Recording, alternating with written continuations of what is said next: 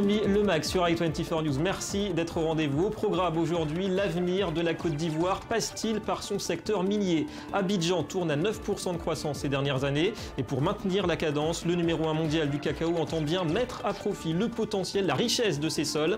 Alors fer, cuivre ou or sont-ils les futurs piliers de l'économie ivoirienne? Un expert avec nous dans un instant, Jean-Joseph Boyot. Et puis jusqu'où iront les ambitions du Qatar? Après l'immobilier haut de gamme français, c'est sur l'Italie que Doha jette son dévolu ces derniers temps. Un ensemble de prestigieux gratte-ciel vient d'être acquis par l'Émirat à Milan, valeur estimée plus de 2 milliards d'euros. Les explications, les images, ce sera tout à l'heure.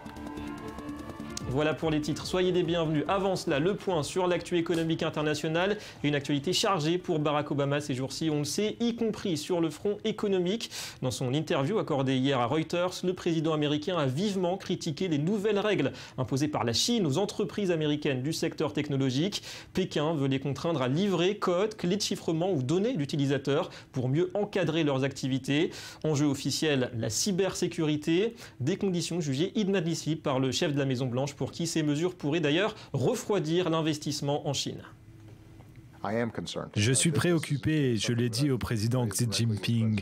Ils ont des lois pour forcer les entreprises étrangères, y compris américaines, à remettre au gouvernement chinois les moyens d'espionner et de garder une trace de tous les utilisateurs de leurs services. Les sociétés technologiques ne sont pas d'accord et ce genre de pratiques pourrait même nuire à l'économie chinoise à long terme parce qu'elles refroidissent les entreprises américaines et européennes. Autre dossier pour Washington, le rapprochement entamé ces derniers mois avec Cuba. Une délégation agricole américaine, vous le voyez, de haut niveau, s'est rendue hier à La Havane. 3 jours d'entretien et un espoir, y trouver des partenaires d'affaires et inciter le Congrès US à lever l'embargo commercial contre Cuba, en vigueur, on le sait, depuis 52 ans. À la clé, un marché potentiel de 2 milliards de dollars. Nous avons un programme où les agriculteurs des deux pays se rendent visite, partageant des idées et apprennent les uns des autres. C'est un long chemin, je ne veux pas me leurrer, mais nous devons travailler ensemble et renforcer notre relation commerciale. Et toujours à propos des États-Unis, sachez que Wall Street n'en a pas fini avec les records. Le Nasdaq a clôturé hier au-dessus des 5000 points. C'est du jamais vu en 15 ans. Plus 0,9% donc pour l'indice phare des valeurs technologiques. Plus 0,86% du côté du Dow Jones, bien aidé par une série de fusions-acquisitions et par aussi l'assouplissement monétaire en cours actuellement en Chine. Loin de cette euphorie, nous vous le disions hier, c'est à Bruxelles que s'est ouvert ce mardi un sommet international dédié à la reconstruction économique des pays victimes d'Ebola. Même si l'épidémie recule, elle n'est pas finie, 10 000 victimes au total. Alors 4,9 milliards de dollars d'aide internationale ont été promis aux 3 pays les plus touchés. Et parmi eux, la Sierra Leone, une économie nettement fragilisée, avec une récession annoncée à 2,5% pour cette année d'après la Banque mondiale. Situation qui met à rude épreuve les entrepreneurs du pays. Nous sommes incapables de payer notre personnel depuis 4 ou 5 mois. Nous les avons donc en partie mis à pied. Et nous sommes incapables aussi de rembourser nos prêts à temps. Et les banques sont maintenant derrière nous. On reparle aussi du conflit ukrainien. Est-ce un vrai pas en avant? Moscou et Kiev se sont mis d'accord hier à Bruxelles pour assurer la poursuite des livraisons de gaz russe vers l'Ukraine jusqu'à fin mars. 114 millions de mètres cubes quotidiens sur la base d'un système de prépaiement. Les deux parties se retrouveront fin mars pour de nouvelles négociations. Les volumes de gaz fournis récemment par Gazprom aux régions de l'Est et du Sud de l'Ukraine ne seront pas intégrés dans le cadre du système de prépaiement. Pour les livraisons des prochains mois, il y aura d'autres négociations. Voilà, il faut savoir que Gazprom, le géant gazier russe, avait commencé à livrer la semaine dernière les zones de l'Est de l'Ukraine contrôlées par les rebelles. Allez, un classement à présent très attendu, celui des milliardaires de la planète, un palmarès annuel du magazine Forbes, et à retenir cette année, eh bien d'abord que les très grandes fortunes sont de plus en plus nombreuses, 1826 milliardaires contre 1645 l'an dernier, pour un total cumulé de 7050 milliards de dollars. C'est l'équivalent du PIB de la France, de l'Allemagne et de la Belgique réunis. Et au sommet du hit parade, c'est un retour, vous le voyez, Bill Gates, 79,2 milliards de dollars pour le cofondateur de Microsoft. Et puis le monde de l'automobile a rendez-vous à Genève cette semaine. 130 nouveautés pour un salon qui se veut celui de l'optimisme pour le secteur. Le marché européen est en pleine reprise après plusieurs années de crise. Plus 5,7% l'an dernier pour les immatriculations de véhicules neufs. Et la vedette, c'est la nouvelle Volkswagen Passat qui devrait poursuivre son règne sur la catégorie des grandes familiales. Elle a été élue hier voiture de l'année. Cette récompense montre que cette voiture n'est pas concentrée sur un marché unique, mais qu'elle peut atteindre de nombreux marchés avec un fort potentiel de clients. Et ça, c'est très important pour nous. Et direction Barcelone, où se tient en ce moment même le Mobile World Congress, grand rendez-vous des geeks et surtout des grands constructeurs de smartphones. On a vu avec la présentation du nouveau Samsung Galaxy S6. Et sur place, en ligne avec nous, David Ziza. Bonjour. Oui, bonjour. Vous dirigez Yadwire, un spécialiste des technologies liées au Wi-Fi. D'abord, votre ressentiment sur place. Ce salon 2015, ça reste un vrai rendez-vous d'affaires pour les entrepreneurs. L'affluence, elle est au rendez-vous ? Ah oui, complètement, comme chaque année. Et une très très grande présence israélienne, c'est à noter. Cette année, le pavillon israélien, il est vraiment exceptionnel. Et c'est une avance, c'est beaucoup de produits. Et alors cette année, des grandes choses, c'est tout ce qui est objets connectés. Le changement du marché du Wi-Fi aussi, qui est une grosse présence. Et bien sûr, classique, les nouveaux mobiles. Donc, bon, bien sûr, le Samsung S6 qui est mis en avant partout pendant l'expo. Ouais. Alors justement, vous êtes basé notamment en Israël. Parlez-nous justement de vos activités. Vous avez un stand à Barcelone et vous proposez des solutions de monétisation du Wi-Fi. C'est bien cela? Exact. Nous, il y a beaucoup de gens qui sont présents sur la monétisation des applications mobiles. Et nous, notre idée, c'était de dire on va se mettre sur la partie navigation. Il y a un marché qui est assez grand, qui permet, il y a tous ces marchés de big venue, tout ce qui est aéroport, malls, etc., pour pouvoir pousser de l'information, et bien sûr de la publicité qui permet d'offrir du Wi-Fi gratuit, donc une monétisation du Wi-Fi. Ouais. Et votre clientèle, elle se trouve surtout au Moyen-Orient ou bien plutôt en Europe actuellement? Alors, on a la chance d'avoir signé des partenariats aussi en Chine qu'aux États-Unis. Et l'Europe du Nord marche très très fort. Et un peu moins la France, l'Espagne commence à bien redémarrer.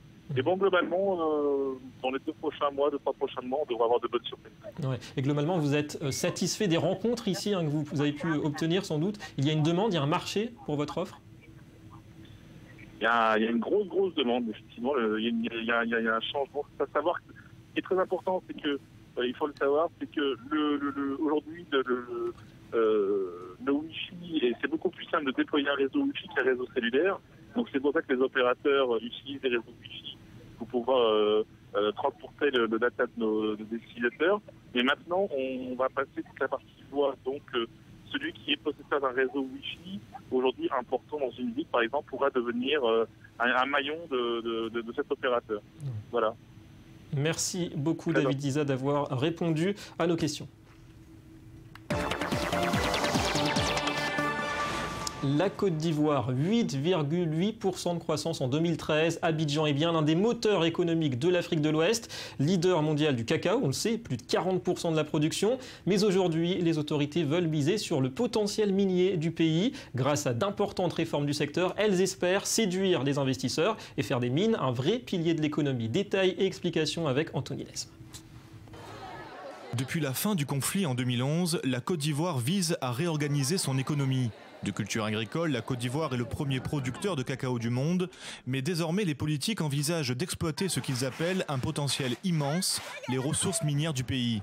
Fer, nickel, cuivre, cobalt et or sont très présents dans le sol ivoirien. Pour faire face à d'éventuels abus ou détournements, un nouveau code minier a été voté fin février par le Parlement. Le président Ouattara devrait l'approuver prochainement. Nous avons augmenté le coût des permis et de certaines pénalités. Ils ont réduit la taille des permis miniers et mis en place des critères plus durs pour leur obtention, ainsi que pour le fonctionnement des joints-ventures. Il y a une amélioration générale de l'administration de l'industrie minière. Également au programme, de nouvelles mesures fiscales et douanières. Objectif, attirer les investisseurs et multiplier ainsi les projets d'exploration. Aujourd'hui, seulement 5% des recettes nationales proviennent de l'exploration minière. Le gouvernement espère bien accroître ce taux et maintenir sa forte croissance qui a déjà atteint les 9% en 2013. Aujourd'hui, le secteur minier est en pleine expansion et génère 6 640 emplois directs et environ 18 000 emplois indirects, avec un chiffre d'affaires de 301 milliards de francs CFA en 2014. Environnement et réglementation du travail sont des critères qui se conjuguent assez mal dans le monde minier. La Côte d'Ivoire affiche sa volonté de tirer parti de cette nouvelle manne financière, notamment en atteignant une croissance à 2 chiffres dans les années futures. Ouais, des objectifs ambitieux mais réalistes d'après les experts. En ligne avec nous, on retrouve Jean-Joseph Boyau depuis Paris. Bonjour. Bonjour. Vous êtes conseiller du club du CEPI, spécialiste des grandes économies émergentes, on le rappelle, et de l'Afrique en particulier. Alors d'abord, votre analyse de cette évolution de l'économie ivoirienne. Miser sur le secteur minier, c'est un pari qui a toutes les chances de réussir, d'après vous ? Oh non, pas du tout. Mais je ne suis pas certain que la Côte d'Ivoire veuille cibler le secteur minier comme priorité. Simplement, et c'est un pays qui est relativement riche, ce n'est pas le plus riche en Afrique, et il avait jusque récemment un code minier qui était désastreux. Donc depuis 2012, on parlait de le réformer. Il a été réformé après 2-3 années d'attente. Et ce qui est vrai, c'est qu'on a là un code minier qui est plutôt favorable à un équilibre, on va dire, du développement des ressources, en particulier, bien sûr, le pétrole, mais surtout l'or, en l'occurrence, puisque la Côte d'Ivoire dispose de nos réserves estimées entre 1,5 et 2,5 tonnes d'or. Ouais. Et ce nouveau code minier, ça va quand même attirer l'investissement, vous pensez ? Écoutez, non, par rapport à d'autres pays qui sont de véritables mines à ciel ouvert, comme par exemple la RDC, voire la Centrafrique quand elle se stabilisera. Mais néanmoins, c'est pour la Côte d'Ivoire qui a un vrai problème aujourd'hui de décollage, notamment pour fournir des emplois à sa jeunesse, un secteur qu'elle ne peut pas du tout négliger et qui pourrait, je pense, par rapport à beaucoup d'autres pays, servir à développer une véritable industrie en aval parce qu'il y a un savoir-faire, il y a des entrepreneurs. Alors justement, outre la concurrence africaine, le secteur minier en Afrique, c'est un moteur pour la croissance, mais est-ce que ce ne serait pas aussi un frein à la diversification des économies en entretenant aussi ce sentiment que l'économie du continent repose avant tout sur ses matières premières, plus peut-être que sur l'exploration d'autres voies, l'industrie, les technologies ? Vous avez tout à fait raison. Écoutez, depuis maintenant une 50aine d'années, ce qu'on observe, c'est le déclin progressif de la part de l'Afrique dans le développement du secteur, pour des raisons qui est qu'on n'a pas suffisamment investi, prospecté, développé les infrastructures comme dans des pays à l'instar du Canada ou de l'Australie. On a plutôt un modèle jusqu'à présent qui est un modèle sud-africain totalement dual avec une petite partie de la population des multinationales qui en profitent et la grande masse de la population totalement à l'écart, ou bien des pays de prédation comme la République du Congo. Il y a quand même quelques pays qui s'en sortent. Et c'est vrai que la Côte d'Ivoire, de ce point de vue-là, prend l'exemple sur le Ghana. Et le Ghana montre que depuis quelques années, qu'on peut arriver à développer son secteur des matières premières, notamment minérales, ou bien de l'exploration pétrolière pour le bénéfice de tous. Est-ce que vous ne craignez pas, en quelques mots, qu'on se dirige finalement vers un modèle un petit peu à la sud-africaine, des grands groupes internationaux qui sont omniprésents, qui dictent un petit peu les normes économiques et sociales ? Alors, c'est l'enjeu des différentes conventions qui ont été passées ces dernières années, l'initiative pour la transparence des industries extractives, dont la plupart désormais des pays africains sont membres. C'est aussi le cas des conventions pour la responsabilité sociale et environnementale qui sont de plus en plus imposées aux entreprises multinationales. Merci beaucoup Jean-Joseph Boyau d'avoir répondu à nos questions. Et on se penche à présent sur les investissements européens du Qatar, le riche émirat qui est devenu l'unique propriétaire il y a quelques jours d'un ensemble d'immeubles de luxe, d'un quartier d'affaires milanais, 2 milliards d'euros de valeur et un coup d'accélérateur bienvenu à l'attractivité de l'Italie. Mais l'appétit de Doha suscite évidemment des interrogations et même un certain scepticisme sur place. Johanna Citruc, Anthony Lesme. Nous ne sommes pas à New York ni à Doha, mais à Milan, dans le quartier ultramoderne de Porta Nuova. Pourtant, ces prestigieux gratte-ciel n'appartiennent plus à l'Italie, mais au Qatar. Depuis la semaine dernière, l'Émirat est leur unique propriétaire, une transaction qui témoigne de l'attractivité du pays, mais que certains Italiens ne voient pas d'un bon œil. J'étais déjà assez perplexe par rapport au fait que les entrepreneurs italiens ne semblaient pas intéressés à acheter ce quartier. Maintenant, le fait qu'il appartienne à 100% aux étrangers, j'en reste abasourdi. Et pour cela, le Qatar, qui détenait déjà 40% de ce quartier, a simplement racheté les parts retenues par plusieurs compagnies et fonds d'investissement. Le montant de la transaction n'a pas été dévoilé, mais entre les nombreuses sociétés et les résidents, Porta Nuova compte 25 bâtiments. Sa valeur de marché est estimée à plus de 2 milliards d'euros, un chiffre qui pourrait encore grimper car certains travaux doivent être finalisés. La construction d'un parc au pied des tours est notamment prévue, des investissements supplémentaires qui laissent la population italienne sceptique. C'est assez regrettable qu'une zone historique de Milan soit de propriété étrangère. Et j'espère qu'ils vont garder ce quartier en bonnes conditions et qu'il ne sera pas abandonné quand les intérêts économiques ne seront plus là. Mais quoi qu'en pensent les Italiens, ça ne risque pas d'entamer la soif d'investissement du Qatar en Europe. L'Émirat possède entre autres le célèbre magasin Harrods à Londres, mais aussi le club de football le Paris Saint-Germain, ainsi que de nombreux actifs en France et en Allemagne. Et c'est la fin de cette édition. Merci à vous d'avoir été avec nous. Économie Le Mag revient demain sur i24 News. Gros plan notamment sur l'Iran et l'info continue. Restez avec nous.